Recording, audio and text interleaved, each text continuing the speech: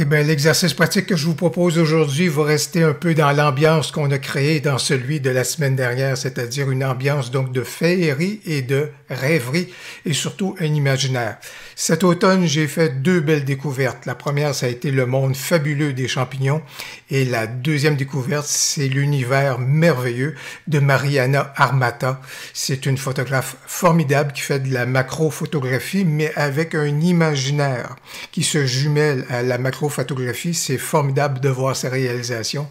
Alors, vous allez découvrir dans le descriptif de la vidéo un lien vers l'univers de Mariana Armata, mais en m'inspirant de cet univers-là, ce que je vous propose, c'est qu'avec cette photo-ci de l'univers des champignons, on va donc se diriger vers un rendu comme celui-ci, qui est donc à l'enseigne de la féerie du temps des fêtes. Et si vous le voulez, on rajoutera une petite touche de créativité et d'un bel univers inspiré de Mariana Armata avec ces personnages-ci, si vous le souhaitez. Voilà donc ce qu'on va faire aujourd'hui comme exercice pratique de retouche photo.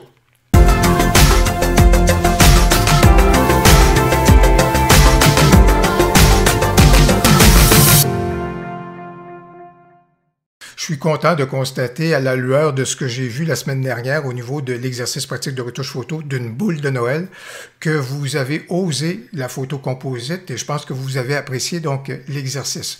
Aujourd'hui, on va donc rester dans cette ambiance de féerie et de rêverie et si vous le voulez bien, il y aura effectivement de la photo composite. Encore une fois, vous allez retrouver dans le descriptif de la vidéo un lien pour vous permettre de télécharger les fichiers pour l'exercice pratique d'aujourd'hui. Et également, vous allez retrouver un lien vers le travail magnifique de Mariana Armata. Alors, je vous dirais, bien sûr, comme à l'habitude, vous vous tournez vers le logiciel que vous voulez bien, vous allez dans la direction que vous voulez bien. Pour ma part, je vais me tourner vers On1 Photora, mais vous avez le champ libre au niveau des retouches que vous voulez apporter à cette photo-ci.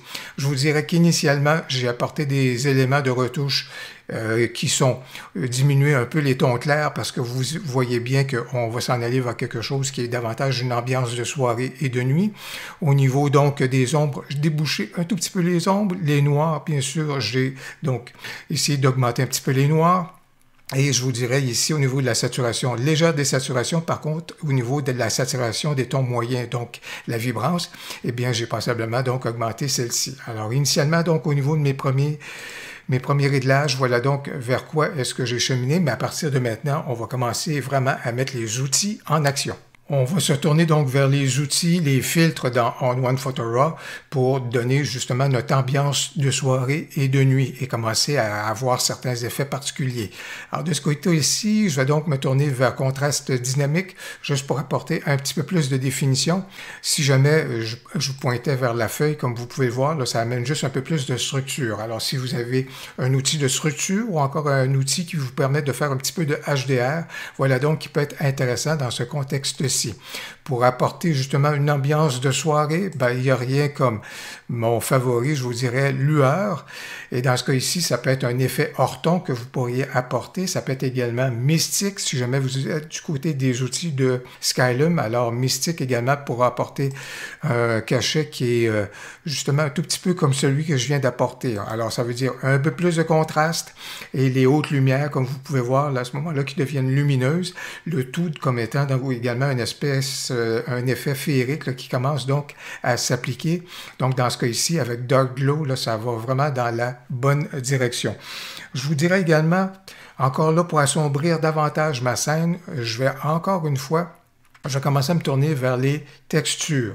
Alors, dans ce cas ici, c'est ma façon de fonctionner, mais vous avez peut-être une autre stratégie, n'hésitez pas. Mais dans ce cas ici, je vais me tourner vers, encore ici, un outil. Et mon classique, dans ce cas ici, c'est vraiment de me tourner vers des textures que j'ai au niveau donc des vêtements. Et dans ce cas ici, avec Black Leather, vous pouvez voir que voilà donc ce que ça vient donc ce que ça a apporté donc pour assombrir donc ma scène.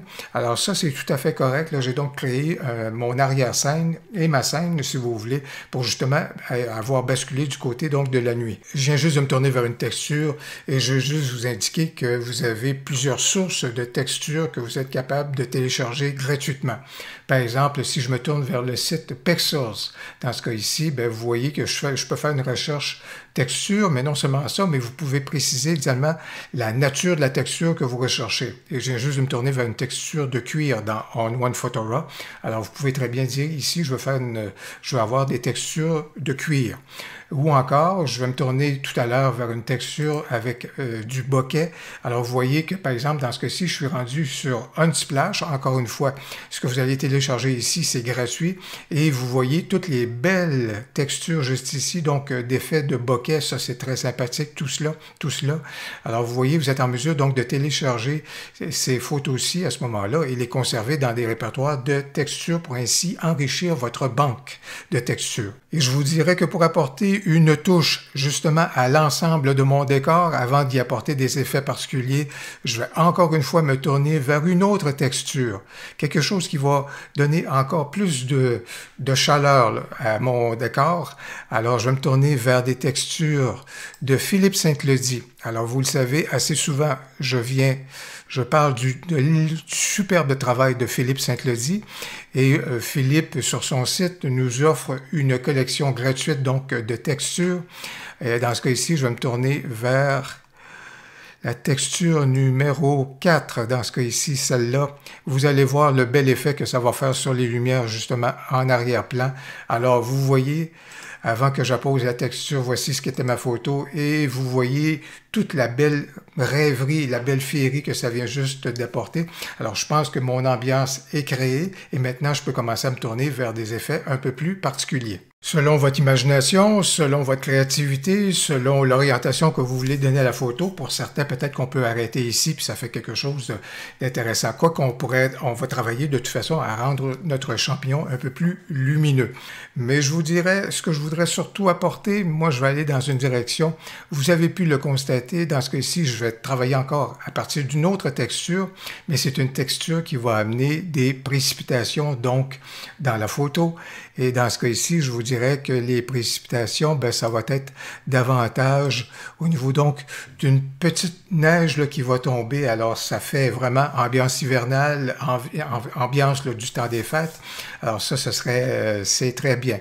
La petite chose que je vais faire rapidement, c'est que je vais quand même me tourner vers les outils de masque parce que je vous dirais, en particulier, par exemple, dans ce cas ici, peut-être à 80%, m'assurer que je ne vois pas de précipitation sur le dessus du champignon. Ça va lui conférer peut-être quelque chose où est-ce qu'il va jouer un rôle un peu plus de parapluie. Je vous dirais également, et ça là-dessus, je vais juste rétrécir, je ne veux pas qu'on voit, bien sûr, de flocons sous le champignon. Et juste pour une question de créer un peu de profondeur de champ, je vais juste diminuer mon opacité à peu près à 40%, peut-être autour de 30%, agrandir mon pinceau. Et dans ce cas-ci, je vais juste atténuer un tout petit peu les flocons qui sont sous le champignon, ce qui fait que on a l'impression qu'il y en a qui tombent un petit peu au loin, mais bien entendu, sous le champignon en tant que tel, ben, les personnes, que dis-je? Oui, les lutins, tout ça. Alors, les schtroumpfs seraient protégés s'ils sont sous le champignon, mais bien sûr, à ce moment-là, ça va donner un certain effet de profondeur de champ. Eh bien, peut-être que les schtroumpfs seraient à l'abri sous le champignon, mais présentement, il n'y a pas une grande invitation à se diriger vers celui-ci parce qu'il manque de lumière, il manque de présence, il manque de vie. Alors, pour lui donner de la vie, on va se tourner pour une troisième fois vers une texture. Et dans ce cas-ci, j'ai donc choisi une texture de bokeh et vous voyez l'impact de celle-ci à ce moment-là sur ma photo, sur le champignon en particulier, sur l'arrière-plan. Bon, bref, tout vient de prendre vie grâce à cette texture de bokeh. Et là, maintenant, on peut donc se tourner et ajouter des personnages qui ne demandent qu'à s'inviter dans la scène.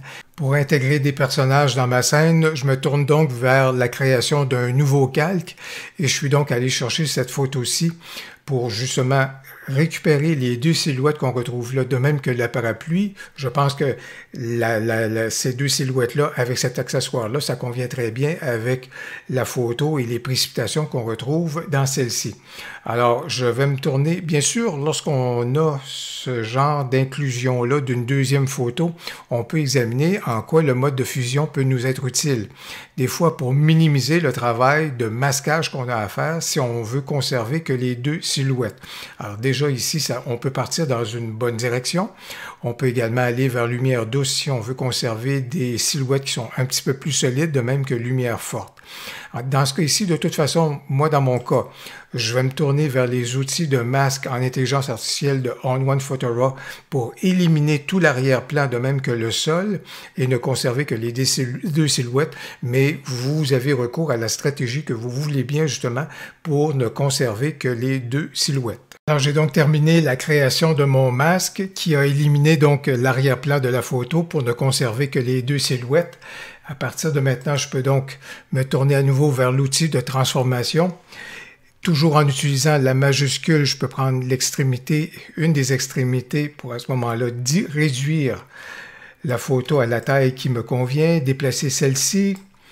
Je pense que je dois réduire encore un tout petit peu plus la taille en question. Je peux localiser mes personnages dans ce cas ici. Bien entendu, on veut faire une rotation de mes personnages, peut-être pour aller dans cette direction-ci, un tout petit peu, ça m'apparaît correct. Diminuer encore plus la superficie. Ça irait bien. Dans le cas de l'opacité, dans ce cas-ci, je peux jouer sur l'opacité donc de mes personnages pour les rendre juste un tout petit peu plus à ce moment-là estompés. Je peux ramener un tout petit peu plus les jambes de mes personnages juste là. Et là, pour bien intégrer les jambes et les pieds des silhouettes avec le décor que j'ai, alors je vais donc me tourner vers un outil de masque. Et dans ce cas ici, mon pinceau sera à 22% au niveau de la progressivité et l'opacité sera autour de 39-40. Et tout ce que je vais faire, je vais peut-être prendre une taille qui dépasse légèrement les jambes et les pieds du personnage.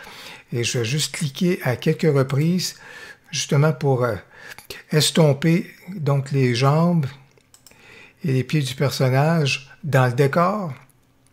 Alors ça ici, ça irait très bien. Et dans ce cas ici, je vais faire la même chose une fois, deux fois. Et je reclique à chaque fois, juste pour à ce moment-là estomper, comme je le disais, pieds et jambes des silhouettes pour que ça s'intègre donc au décor.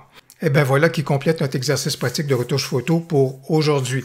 Et s'il vous a plu, n'hésitez donc pas à cliquer sur j'aime. N'hésitez surtout pas à commenter. Nous allons reprendre nos exercices pratiques de retouche photo en janvier prochain. D'ici là, je vous souhaite un bon temps des fêtes. Je vous souhaite de très très beaux moments et de bons moments avec vos proches. Amusez-vous bien et surtout reposez-vous. Que la vie soit bonne avec vous. Au plaisir, à la prochaine.